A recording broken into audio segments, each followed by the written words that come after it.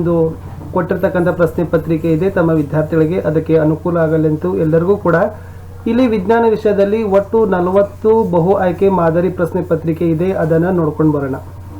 So ಇಲ್ಲಿಯವರೆಗೆ ನಾನು practice ಪೇಪರ್ಸ್ಗಳನ್ನು ಹಾಕ್ತಾ ಇದ್ದೀನಿ. ತಾವುಗಳು ನೋಡದೇ ಇದ್ರೆ ಮೇಲೆ ಒಂದು ಲಿಂಕನ್ನು ಸಜೆಸ್ಟ್ ಆಗ್ತಾ ಇದೆ, SSLC ಪ್ರಾಕ್ಟೀಸ್ ಪೇಪರ್ ಅಂತ. ಅಲ್ಲಿ ಎಲ್ಲ ವಿಷಯದ ಒಂದು ಅಭ್ಯಾಸ ಪತ್ರಿಕೆಗಳನ್ನು ಪ್ರಾಕ್ಟೀಸ್ ಪೇಪರ್ಗಳಿದ್ದಾವೆ, ತಾವುಗಳು ನೋಡ್ಬೋದು.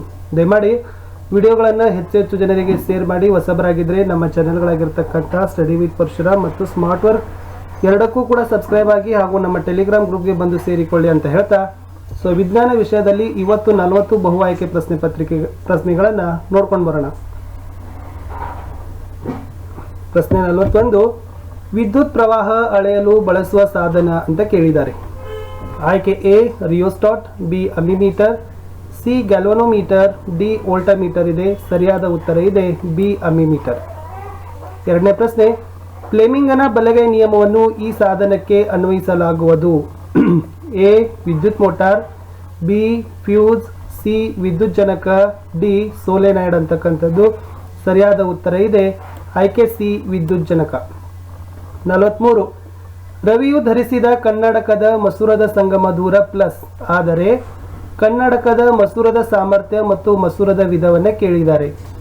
ಎ ಪ್ಲಸ್ 0.25 ಡಿ ಪಿನ, ಬಿ ಮೈನಸ್ 0.25 ಡಿ ಪಿನ, ಸಿ ಪ್ಲಸ್ 0.25 ಡಿ ನಿಮ್ನ, ಡಿ ಮೈನಸ್ 0.25 ಡಿ ನಿಮ್ನ ಅಂತ ಇದೆ. ಸೊ 43ರ ಸರಿ ಉತ್ತರ ಆಯ್ಕೆ ಎ ಪ್ಲಸ್ 0.25 ಡಿ ಪಿನ ಅಂತಕ್ಕಂಥದ್ದು ಸರಿ ಉತ್ತರ. 44ನೇ ಪ್ರಶ್ನೆ, ಪಿನ ಮಸೂರದ ಪ್ರತಿಬಿಂಬವು ಸತ್ಯ ಸಂಗಮ ಬಿಂದುವಿನಲ್ಲಿ ಬಿಂದು ಗಾತ್ರದ ಬಿಂಬ ಉಂಟಾದರೆ ವಸ್ತುವನ್ನು ಇರಿಸಿದ ಸ್ಥಾನ ಏನಿರ್ತದೆ ಅಂತ ಕೇಳಿದ್ದಾರೆ. ಎ ಸಂಗಮ ಬಿಂದುವಿನಲ್ಲಿ, ಬಿ ಎಫ್ ಮತ್ತು 2F ಗಳ ಮಧ್ಯೆ, ಸಿ ಅನಂತ ದೂರದಲ್ಲಿ, ಡಿ 2F ನಲ್ಲಿ ಮಧ್ಯೆ ಅಂತ ಇದೆ. ಸೊ 44ರ ಸರಿ ಉತ್ತರ ಅನಂತ ದೂರದಲ್ಲಿ ಅಂತ ಆಗುತ್ತೆ. 45, ಇದು ಬೆಳಕಿನ ವಕ್ರೀಭವನದ ಒಂದು ಪರಿಣಾಮ. ಎ ಕನ್ನಡಿಯಲ್ಲಿ ಪ್ರತಿಬಿಂಬ ಉಂಟಾಗುವುದು, ಬಿ ಹೂವುಗಳು ವಿವಿಧ ಬಣ್ಣಗಳಲ್ಲಿ ಗೋಚರಿಸುವುದು, ಸಿ ಆಕಾಶ ನೀಲಿಯಾಗಿ ಕಾಣುವುದು, ಡಿ ನೀರಿನಲ್ಲಿ ಮುಳುಗಿದ ನಾಣ್ಯ ಮೇಲಕ್ಕೆ ಬಂದಂತೆ ಕಾಣುವುದು. 45ರ ಸರಿ ಉತ್ತರ ನೀರಿನಲ್ಲಿ ಮುಳುಗಿರ್ತಕ್ಕಂಥ ನಾಣ್ಯ ಮೇಲಕ್ಕೆ ಬಂದಂತೆ ಕಾಣುವುದು ಬೆಳಕಿನ ವಕ್ರೀಭವನದ ಒಂದು ಪರಿಣಾಮ. 46, ಸಾಗರ ಉಷ್ಣಶಕ್ತಿ ಪರಿವರ್ತನಾ ಸ್ಥಾವರಗಳು ಕಾರ್ಯನಿರ್ವಹಿಸಲು ಹೊಂದಿರಬೇಕಾದ ಸಮುದ್ರ ಮೇಲ್ಮೈನ ಎತ್ತರ ಮತ್ತು ತಾಪ ಎಷ್ಟು. ಎ 4 ಕಿಲೋಮೀಟರ್ ಮತ್ತು 273 ಕೆಲ್ವಿನ್, ಬಿ 2 ಕಿಲೋಮೀಟರ್ ಮತ್ತು 293 ಕೆಲ್ವಿನ್, ಸಿ 5 ಕಿಲೋಮೀಟರ್ ಮತ್ತು 311 ಕೆಲ್ವಿನ್, ಡಿ 7 ಕಿಲೋಮೀಟರ್ ಮತ್ತು 323 ಕೆಲ್ವಿನ್. ಸರಿ ಉತ್ತರ ಇದೆ ಆಯ್ಕೆ ಬಿ 2 ಕಿಲೋಮೀಟರ್ ಮತ್ತು 293 ಕೆಲ್ವಿನ್ ಅಂತಕ್ಕಂಥದ್ದು ಸರಿಯಾಗಿರ್ತಕ್ಕಂಥ ಉತ್ತರ ಇದೆ. ಎಸ್. ಪ್ರಶ್ನೆ 47, ವಿದ್ಯುತ್ ಶಕ್ತಿಯನ್ನ ಯಾಂತ್ರಿಕ ಶಕ್ತಿಯನ್ನಾಗಿ ಪರಿವರ್ತಿಸುವ ಸಾಧನ ಯಾವುದು. ಎ ವಿದ್ಯುತ್ ಮೋಟಾರ್, ಬಿ ಇಸ್ತ್ರಿ ಪೆಟ್ಟಿಗೆ, ಸಿ ವಿದ್ಯುತ್ ಜನಕ, ಡಿ ಶುಷ್ಕಕೋಶ. ಸರಿ ಉತ್ತರ ಇದೆ ಆಯ್ಕೆ ಎ ವಿದ್ಯುತ್ ಮೋಟಾರ್. ಇದೇನಾಗ್ತದಪ್ಪ ಅಂದ್ರೆ ವಿದ್ಯುತ್ ಶಕ್ತಿಯನ್ನ ಯಾಂತ್ರಿಕ ಶಕ್ತಿಯನ್ನಾಗಿ ಪರಿವರ್ತಿಸುತ್ತೆ. ಪ್ರಶ್ನೆ 48, ವಾಹಕದ ಉದ್ದವನ್ನು ಹೆಚ್ಚಿಸಿದಾಗ ರೋಧ ಏನಾಗುತ್ತೆ. ಎ ಕಡಿಮೆ ಆಗುತ್ತದೆ, ಬಿ ಬದಲಾಗುವುದಿಲ್ಲ, ಸಿ ಅಧಿಕವಾಗುತ್ತದೆ, ಡಿ ಕಡಿಮೆಯಾಗಿ ನಂತರ ಹೆಚ್ಚುತ್ತದೆ ಅಂತ ಇದೆ. ಸೊ 48ರ ಸರಿ ಉತ್ತರ ಸಿ ಅಧಿಕವಾಗುತ್ತದೆ ಅಂತಕ್ಕಂಥದ್ದು.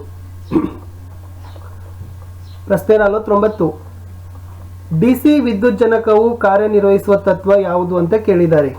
ಎ ವಿದ್ಯುತ್ ಕಾಂತೀಯ ಪ್ರೇರಣೆ, ಬಿ ವಿದ್ಯುತ್ ಪ್ರವಾಹದ ಕಾಂತೀಯ ಪರಿಣಾಮ, ಸಿ ವಿದ್ಯುತ್ ಪ್ರವಾಹದ ಉಷ್ಣೋತ್ಪನ್ನ ಪರಿಣಾಮ, ಡಿ ವಿದ್ಯುತ್ ಪ್ರವಾಹದ ರಾಸಾಯನಿಕ ಪರಿಣಾಮ. 49ರ ಸರಿ ಉತ್ತರ ಇದೆ ಆಯ್ಕೆ ಎ ವಿದ್ಯುತ್ ಕಾಂತೀಯ ಪ್ರೇರಣೆ ಅಂತಕ್ಕಂಥದ್ದು ಸರಿ. ಪ್ರಶ್ನೆ 50, ಓಮ್ ಎಂಬುದು ಇದರ SI ಏಕಮಾನ ಆಗಿದೆ.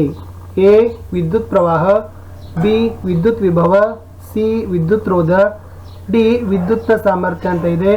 ಸೊ 50 ಸರಿ ಉತ್ತರ ಇದೆ ವಿದ್ಯುತ್ ರೋಧದ ಏಕಮಾನ ಓಮ್ ಅಂತಕ್ಕಂಥದ್ದು. ಪ್ರಶ್ನೆ 51, 2 ಸೆಂಟಿಮೀಟರ್ ಎತ್ತರದ ವರ್ಧನೆಯು +3 ಆದರೆ ಪ್ರತಿಬಿಂಬದ ಎತ್ತರವನ್ನು ಕೇಳಿದ್ದಾರೆ. 3 ಸೆಂಟಿಮೀಟರ್, 6 ಸೆಂಟಿಮೀಟರ್, 5 ಸೆಂಟಿಮೀಟರ್, 1.5 ಸೆಂಟಿಮೀಟರ್. ಸರಿಯಾದ ಉತ್ತರ 6 ಸೆಂಟಿಮೀಟರ್. ಪ್ರಶ್ನೆ 52.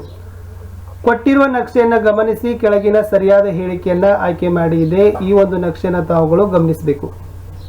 ನಕ್ಷೆಯನ್ನು ಗಮನಿಸಿದಾಗ ಇಲ್ಲಿ ಸರಿಯಾದ ಹೇಳಿಕೆ ಏನು ಸಿಗತ್ತೆ ಅಂದರೆ ಸಿ ಸಿಗತ್ತೆ, R3 R2 R1. Next 53.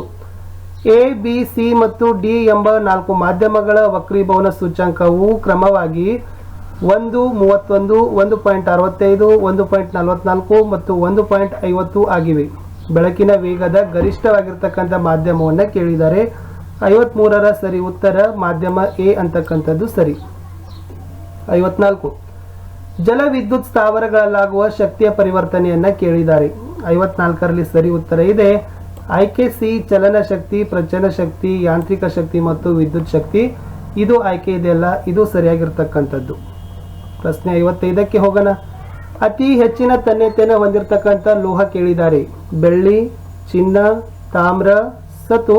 So ಸರಿಯಾದ ಉತ್ತರ ಇದೆ ಚಿನ್ನ. ಇದು ಹೆಚ್ಚಿನ ತನ್ಯತೆಯ ಗುಣವನ್ನು ಹೊಂದಿದೆ. ಪ್ರಶ್ನೆ 56. ರಚನಾ ಸಮಾಂಗಿಗಳು ಎಂದರೇನು? ನೋಡಿ, ಒಂದೇ ಅನುಸೂತ್ರ ಆದರೆ ಭಿನ್ನ ರಚನೆ. 2 ಒಂದೇ ಅನುಸೂತ್ರ ಹಾಗೂ ರಚನೆ ಹೊಂದಿರುತ್ತದೆ. ಸಿ ಭಿನ್ನ ಸೂತ್ರ ಆದರೆ ಒಂದೇ ರಚನೆ. ಡಿ ಭಿನ್ನ ಅನುಸೂತ್ರ ಮತ್ತು ಭಿನ್ನ ರಚನೆ. ಸೊ ರಚನಾ ಸಮಾಂಗಿಗಳು ಅಂದ್ರೆ ಏನಪ್ಪಾ ಅಂತಂದ್ರೆ ಎ ಒಂದೇ ಅನುಸೂತ್ರ ಇರ್ತದೆ ಆದರೆ ಭಿನ್ನ ರಚನೆಯನ್ನು ಹೊಂದಿರೋದಕ್ಕೆ ರಚನಾ ಸಮಾಂಗಿಗಳು ಅಂತ ಕರೀತಾರೆ. 57. ಗ್ಯಾಲ್ವನೀಕರಣದಲ್ಲಿ ಉಕ್ಕು ಮತ್ತು ಕಬ್ಬಿಣವನ್ನು ತುಕ್ಕಿನಿಂದ ಸಂರಕ್ಷಿಸಲು ಲೇಪನ ಮಾಡತಕ್ಕಂಥ ವಸ್ತು ಅಂತ ಕೇಳಿದ್ದಾರೆ. ಎ ಸತು, ಬಿ ತಾಮ್ರ, ಸಿ ಸೀಸ, ಡಿ ಬೆಳ್ಳಿ. 57ರ ಸರಿ ಉತ್ತರ ಇದೆ ಸತುವನ್ನು ಏನು ಮಾಡ್ತಾರಪ್ಪ ಅಂದರೆ ಗ್ಯಾಲ್ವನೀಕರಣದಲ್ಲಿ ಬಳಸ್ತಾರೆ. 58. ನಮ್ಮ ದೇಹ ಉತ್ತಮವಾಗಿ ಕಾರ್ಯನಿರ್ವಹಿಸುವ pHನ ವ್ಯಾಪ್ತಿಯನ್ನು ಕೇಳಿದ್ದಾರೆ. ಸೊ 58ರಲ್ಲಿ ಸರಿಯಾಗಿರ್ತಕ್ಕಂಥ ಉತ್ತರ ಸಿಗುತ್ತೆ ನಮಗೆ. ಅದು 7.0 ಇಂದ 7.8. ಈ pH ವ್ಯಾಪ್ತಿಯಲ್ಲಿ ನಮ್ಮ ದೇಹ ಉತ್ತಮವಾಗಿ ಕೆಲಸವನ್ನು ನಿರ್ವಹಿಸುತ್ತೆ. 59. ಕೆಳಗಿನವುಗಳಲ್ಲಿ ಪರ್ಯಾಪ್ತ ಹೈಡ್ರೋಕಾರ್ಬನ್ಗೆ ಉದಾಹರಣೆಯನ್ನು ಕೇಳಿದ್ದಾರೆ. ಸೊ ಉತ್ತರ ಇದೆ ಆಪ್ಷನ್ ಎ C2H6 ಅಂತಕ್ಕಂಥದ್ದು ಪರ್ಯಾಪ್ತ ಹೈಡ್ರೋಕಾರ್ಬನ್ಗೆ ಉದಾಹರಣೆ ಆಗಿದೆ. ಪ್ರಶ್ನೆ 60. ಆಧುನಿಕ ಆವರ್ತಕ ಕೋಷ್ಟಕದಲ್ಲಿ ನಾವು ಒಂದು ಆವರ್ತದಲ್ಲಿ ಎಡದಿಂದ ಬಲಕ್ಕೆ ಸಾಗಿದಂತೆ ಲೋಹೀಯ ಗುಣಗಳು ಏನಾಗ್ತವೆ ಅಂತ ಕೇಳಿದ್ದಾರೆ. ಸೊ ಲೋಹೀಯ ಗುಣಗಳು ಏನಾಗ್ತಾವಪ್ಪ ಅಂತಂದ್ರೆ ಕಡಿಮೆಯಾಗುತ್ತದೆ ಅಂತಕ್ಕಂಥದ್ದು ಸರಿಯಾದ ಉತ್ತರ ಇತ್ತು. ಮುಂದಿನ ಪ್ರಶ್ನೆಗೆ ಹೋಗೋಣ. ಪ್ರಶ್ನೆ ಸಂಖ್ಯೆ 61ಕ್ಕೆ ಏನಿದೆ ಅಂತಂದ್ರೆ ಈ ಕಾರ್ಬನ್ ಸಂಯುಕ್ತದಲ್ಲಿರುವ ಕ್ರಿಯಾ ಗುಂಪನ್ನು ಕೇಳಿದ್ದಾರೆ. ಇದು ಯಾವ ಒಂದು ಕಾರ್ಬನ್ ಸಂಯುಕ್ತದ ಕ್ರಿಯಾ ಗುಂಪು ಅಂತ ಕೇಳಿದ್ದಾರೆ. ಸೊ 61ರ ಸರಿಯಾಗಿರ್ತಕ್ಕಂಥ ಉತ್ತರವಿದೆ ವಿದ್ಯಾರ್ಥಿಗಳೇ ಸಿ ಆಲ್ಕೋಹಾಲ್ ಅಂತಕ್ಕಂಥದ್ದು ಸರಿ ಉತ್ತರ. 62ಕ್ಕೆ ಹೋಗೋಣ. ಆಧುನಿಕ ಆವರ್ತಕ ಕೋಷ್ಟಕದಲ್ಲಿ ಆವರ್ತಕಗಳು ಮತ್ತು ಗುಂಪುಗಳ ಸಂಖ್ಯೆ ಕ್ರಮವಾಗಿ ಎಷ್ಟಿದ್ದಾವೆ? 62ರ ಸರಿ ಉತ್ತರ ಆಯ್ಕೆ ಬಿ. ಒಟ್ಟು 7 ಆವರ್ತಕಗಳಿದ್ರೆ 18 ಗುಂಪುಗಳು ಆಧುನಿಕ ಆವರ್ತಕ ಕೋಷ್ಟಕದಲ್ಲಿ ಇದ್ದಾವೆ. 63. ತಾಮ್ರದ ಶುದ್ಧೀಕರಣದಲ್ಲಿ ಬಳಸ್ತಕ್ಕಂಥ ವಿದ್ಯುತ್ ವಿಭಜನೀಯ ದ್ರಾವಣ ಯಾವುದು ಅಂತ ಕೇಳಿದ್ದಾರೆ. 63ರ ಸರಿ ಉತ್ತರ ಅದನ್ನ ಆಮ್ಲೀಕರಿಸಿದ ತಾಮ್ರದ ಸಲ್ಫೇಟ್ ಅನ್ನು ಏನ್ ಮಾಡ್ತಾರಪ್ಪ ಅಂದ್ರೆ ಬಳಸ್ತಾರೆ. ಎಲ್ಲಿ? ತಾಮ್ರದ ಶುದ್ಧೀಕರಣದ ವಿದ್ಯುತ್ ವಿಭಜನೀಯ ದ್ರಾವಣವಾಗಿ. ಪ್ರಶ್ನೆ 64. ಕೆಳಗಿನವುಗಳಲ್ಲಿ ಯಾವುದು ನೈಸರ್ಗಿಕ ಸೂಚಕ ಅಂತ ಕೇಳಿದ್ದಾರೆ. 64ರ ಸರಿಯಾಗಿರ್ತಕ್ಕಂಥ ಪ್ರಶ್ನೆ ಇತ್ತು ಸಿ ಬದಲಾಗುವುದಿಲ್ಲ ಅಂತ ಇದೆ. 64 ನೋಡುವ. ಅದು 65. ಪ್ರತ್ಯಾಮ್ಲವನ್ನು ನೀರಿನೊಂದಿಗೆ ಮಿಶ್ರಣ ಮಾಡಿದಾಗ ಅಂತ ಕೇಳಿದ್ದಾರೆ. ಅದರ ಉತ್ತರ ಇದೆ OH- ಅಯಾನುಗಳ ಸಾರತೆ ಕಡಿಮೆಯಾಗ್ತದೆ. ಪ್ರತ್ಯಾಮ್ಲಗಳನ್ನು ನೀರಿನೊಂದಿಗೆ ಮಿಶ್ರಣ ಮಾಡಿದರೆ ಸೊ OH ಋಣ ಅಯಾನುಗಳ ಸಾರತೆ ಕಡಿಮೆ ಆಗ್ತದೆ ಅಂತಕ್ಕಂಥದ್ದು ಸರಿ ಉತ್ತರ. 66. ಸಹ ವೇಲೆನ್ಸಿಯ ಸಂಯುಕ್ತಗಳು ಸಾಮಾನ್ಯವಾಗಿ ವಿದ್ಯುತ್ತಿನ ದುರ್ಬಲ ವಾಹಕಗಳು ಅಂತ ಹೇಳ್ತೀವಿ. ಏಕೆ? ಸೊ ಏಕೆಂದರೆ ಅದರ ಉತ್ತರ ಯಾವುದೇ ವಿದ್ಯುದಾವೇಶಯುಕ್ತ ಕಣಗಳು ಉಂಟಾಗುವುದಿಲ್ಲ. ಸೊ ಅದಕ್ಕಾಗಿ ಅದನ್ನು ವಿದ್ಯುತ್ತಿನ ದುರ್ಬಲ ವಾಹಕಗಳಂತ ಕರಿತೀವಿ. ಯಾವುದಕ್ಕೆ? ಸಹ ವೇಲೆನ್ಸಿಯ ಸಂಯುಕ್ತಗಳಿಗೆ. 67. ವಿಲೀನಗೊಳ್ಳಬಲ್ಲ ದ್ಯುತಿ ಸಂಶ್ಲೇಷಣೆಯ ಉತ್ಪನ್ನಗಳ ಸಾಗಾಣಿಕೆಯನ್ನು ಏನಂತ ಕರೀತಾರೆ? 67ರ ಸರಿ ಉತ್ತರ ವಸ್ತು ಸ್ಥಾನಾಂತರಣ ಅಂತ ಕರೀತಾರೆ. ನೋಡಿ, ಕೆಳಗಿನ ಚಿತ್ರದಲ್ಲಿ ಗುರುತಿಸಲಾದ ಮೂತ್ರಜನಕಾಂಗವ್ಯೂಹದ ಭಾಗ ಮತ್ತು ಕಾರ್ಯ. ಈ ಭಾಗವನ್ನು ಕೇಳಿದ್ದಾರೆ. ಈ ಭಾಗ ಏನು ಅಂತ ಕೇಳಿದ್ದಾರೆ. ಏನು ಮತ್ತು ಅದರ ಕಾರ್ಯ ಅಂತ ಕೇಳಿದ್ದಾರೆ. ಸೊ 68ರ ಸರಿಯಾಗಿರ್ತಕ್ಕಂಥ ಉತ್ತರ ಇದೆ, ಅದು ಮೂತ್ರಕೋಶ ಮೂತ್ರದ ಸಂಗ್ರಹವನ್ನು ಮಾಡ್ತದೆ. 69 ಐಚ್ಛಿಕ ಕ್ರಿಯೆಗಳ ನಿಖರತೆ ದೇಹದ ಭಂಗಿ ಹಾಗೂ ಸಮತೋಲವನ್ನು ಕಾಪಾಡಲು ನೆರವಾಗುವ ಮೆದುಳಿನ ಭಾಗವನ್ನು ಕೇಳಿದ್ದಾರೆ. Very very important. ಉತ್ತರ ಅನುಮಸ್ತಿಷ್ಕ ಅಂತಕ್ಕಂಥದ್ದು. ಪ್ರಶ್ನೆ 70 ಹಾರ್ಮೋನು ಮತ್ತು ಸರಿಯಾದ ಜೋಡಣೆಯ ಕಾರ್ಯದ ಒಂದು ಜೋಡಣೆಯನ್ನು ಕೇಳಿದ್ದಾರೆ. 70ರಲ್ಲಿ ಸರಿ ಉತ್ತರ ಇದೆ ಆಯ್ಕೆ D, A3, B1, C2. Auxin ಇದೆಯಲ್ಲ, ಇದು ಸಸ್ಯದ ಬೆಳವಣಿಗೆಗೆ ಸಹಾಯ ಮಾಡಿದರೆ ಸೈಟೋಕೆನಿನ್ ಕೋಶ ವಿಭಜನೆಯನ್ನು ಉತ್ತೇಜನ ಮಾಡುತ್ತೆ. ಒಬಿಸಿಕ್ ಆಮ್ಲ ಸಸ್ಯಗಳ ಬಾಡುವಿಕೆಗೆ ನೆರವಾಗ್ತದೆ. 71ನೇ ಪ್ರಶ್ನೆಗೆ ಹೋಗೋಣ. ರಕ್ತದಲ್ಲಿರುವ ಸಕ್ಕರೆ ಮಟ್ಟವನ್ನು ನಿಯಂತ್ರಣ ಮಾಡ್ತಕ್ಕಂಥ ಹಾರ್ಮೋನ್ ಯಾವುದು ಅಂತ ಕೇಳಿದ್ದಾರೆ. ಅದು ಎ ಇನ್ಸುಲಿನ್ ಸರಿಯಾದ ಉತ್ತರ ಆಗಿತ್ತು. 72 ನಿಷೇಚನ ನಡೆಯುವ ಹೆಣ್ಣು ಸಂತಾನೋತ್ಪತ್ತಿಯಾದ ಭಾಗವನ್ನು ಕೇಳಿದ್ದಾರೆ. ಸೊ 72ರ ಸರಿ ಉತ್ತರ ಆಯ್ಕೆ ಬಿ ಅಂಡನಾಳ ಅಂತಕ್ಕಂಥದ್ದು. 73 ಹದಿಹರೆಯದವರಲ್ಲಿ ಕಾಣಿಸಿಕೊಳ್ಳುವಂತಕ್ಕಂಥ ಬದಲಾವಣೆಗಳನ್ನು ಕೇಳಿದ್ದಾರೆ. ಸೊ ಮೇಲಿನ ಎಲ್ಲವೂ ಅಂತ ಹೇಳಿದ್ದಾರೆ. ದೇಹದ ಗಾತ್ರದಲ್ಲಿ ಹೆಚ್ಚಳ, ಹೊಸ ಲಕ್ಷಣ ಕಾಣಿಸಿಕೊಳ್ಳುವಿಕೆ, ಸಂವೇದದಲ್ಲಿ ಸೂಕ್ಷ್ಮತೆ. 74 ಪುರುಷರು ಆದ್ಯತೆ ನೀಡುವ ತಾತ್ಕಾಲಿಕ ಗರ್ಭ ನಿರೋಧಕ ವಿಧಾನವನ್ನು ಕೇಳಿದ್ದಾರೆ. 74ರಲ್ಲಿ ಸರಿಯಾದ ಉತ್ತರ ಸಿ ಕಾಂಡೋಮ್ನ ಅಳವಡಿಕೆ. ಮುಂದೆ ಪ್ರಶ್ನೆ 75 ಕೆಳಗಿನವುಗಳಲ್ಲಿ ಕಾರ್ಯಾನುರೂಪಿ ಅಂಗಗಳ ಸರಿಯಾದ ಜೋಡಣೆಯನ್ನು ಗುರುತಿಸಲಿಕ್ಕೆ ಹೇಳಿದ್ದಾರೆ. 75 ಅಲ್ಲಿ ಬಿ ಚಿಟ್ಟೆಯ ರೆಕ್ಕೆ ಮತ್ತು ಬಾವಲಿಯ ರೆಕ್ಕೆ ಇದು ಸರಿಯಾದ ಜೋಡಣೆ ಇತ್ತು ಕಾರ್ಯಾನುರೂಪಿ ಅಂಗಗಳಿಗೆ. ಪ್ರಶ್ನೆ 76 ಮಾನವರಲ್ಲಿ ಲಿಂಗವನ್ನು ನಿರ್ಧರಿಸತಕ್ಕಂಥ ವರ್ಣತಂತುಗಳ ಜೊತೆ XX ಮತ್ತು XY ಕ್ರಮಗಳು ನಿರ್ಧರಿಸುವ ಲಿಂಗಗಳು ಏನಾಗ್ತವೆ ಅಂತ ಕೇಳಿದ್ದಾರೆ. ಸೊ 76 ಕ್ರಮವಾಗಿ ಹುಡುಗಿ ಮತ್ತು ಹುಡುಗ ಇವು ಏನಾಗ್ತವಪ್ಪ ಅಂದ್ರೆ ಲಿಂಗ ನಿರ್ಧಾರಕಗಳಾಗ್ತವೆ XX ಮತ್ತು XYಗೆ.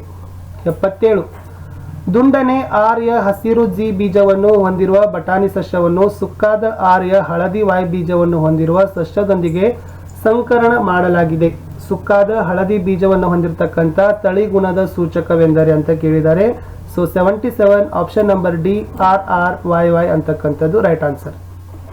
ಪ್ರಶ್ನೆ 78 ಓಝೋನ್ ಅಣುವಿನ ಸೂತ್ರ ಕೇಳಿದ್ದಾರೆ. 78 ಓಝೋನ್ ಅಣುವಿನ ಸೂತ್ರ O3. 79 ನೈಸರ್ಗಿಕ ಸಂಪನ್ಮೂಲಗಳ ಸುಸ್ಥಿರ ನಿರ್ವಹಣೆಯ ಒಂದು ಸಾಂಪ್ರದಾಯಿಕ ವಿಧಾನವನ್ನು ಕೇಳಿದ್ದಾರೆ. ಅದು ನೀರಿನ ಕೊಯ್ಲು ವಿಧಾನವನ್ನು ಅನುಸರಿಸುವುದು, ಇದು ಸಾಂಪ್ರದಾಯಿಕ ವಿಧಾನ. ಪ್ರಶ್ನೆ 80 ಕೆಳಗಿನವುಗಳಲ್ಲಿ ಯಾವ ಜೋಡಿ ಪರಸ್ಪರ ಸ್ನೇಹಿಯಲ್ಲ ಅಂತ ಕೇಳಿದ್ದಾರೆ. ಆಯ್ಕೆ ಬಿ ಅತಿ ಬಳಕೆ ಫಾಸಿಲ್ ಇಂಧನ ಇದು ಏನಿದಪ್ಪ ಅಂದ್ರೆ ಪರಿಸರ ಸ್ನೇಹಿ ಅಲ್ಲ ಅಂತ ಹೇಳಿದ್ದಾರೆ. ವಿದ್ಯಾರ್ಥಿಗಳೇ, ಇಲ್ಲಿಯವರೆಗೆ ನಾವೇನು ಮಾಡುವಪ್ಪ ಅಂದರೆ ವಿಜ್ಞಾನ ವಿಷಯದಲ್ಲಿ 40 ಬಹು ಆಯ್ಕೆ ಪ್ರಶ್ನೆ ಪತ್ರಿಕೆಯನ್ನು ಒಂದು ಮಾದರಿಯಾಗಿ ನೋಡಿದ್ದೀವಿ. ಇದೇ ಥರದ ಇನ್ನಷ್ಟು ವಿಡಿಯೋಗಳಿಗಾಗಿ ದಯಮಾಡಿ ನಮ್ಮ ಚಾನೆಲ್ಗಳನ್ನು ಸಬ್ಸ್ಕ್ರೈಬ್ ಮಾಡಿ ಟೆಲಿಗ್ರಾಮ್ ಗ್ರೂಪ್ಗೆ ಬಂದು ಸೇರಿಕೊಳ್ಳಿ ಅಂತ ಹೇಳ್ತಾ ಮತ್ತೆ ಮುಂದಿನ ಭಾಗದಲ್ಲಿ ಪ್ರಾಕ್ಟೀಸ್ ಪೇಪರ್ಸ್ಗಳನ್ನು ನೋಡು.